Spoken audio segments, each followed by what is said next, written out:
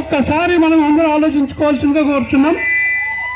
మన గ్రామానికి తాతల కాలం నుంచి 60 ఏళ్ళ నుంచి కూడా ఏ రాజకీయ నాయకులు వచ్చినా కూడా మన పెద్దలు మన కాలువకు నీళ్లు కావాలా, మా చెరువులకు నీళ్లు కావాలా అని అడిగేవాళ్ళు. అది ఎవరితోనూ సాధ్యం కాలేదు.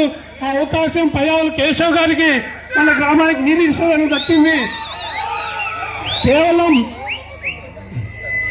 కేవలం రాష్ట్రం విడిపోయి ఆర్థిక ఇబ్బందుల్లో ఉన్నా కూడా, ఎమ్మెల్యే గారు ఓడిపోయినా కూడా మన చెరువులు ఫైల్ తీసుకొని పోయి హైదరాబాద్లో ఆఫీసులో తిరిగి అందులోనే పనిచేసి కాలువని తీసుకుని వచ్చి మన చెరువుకు నీళ్ళు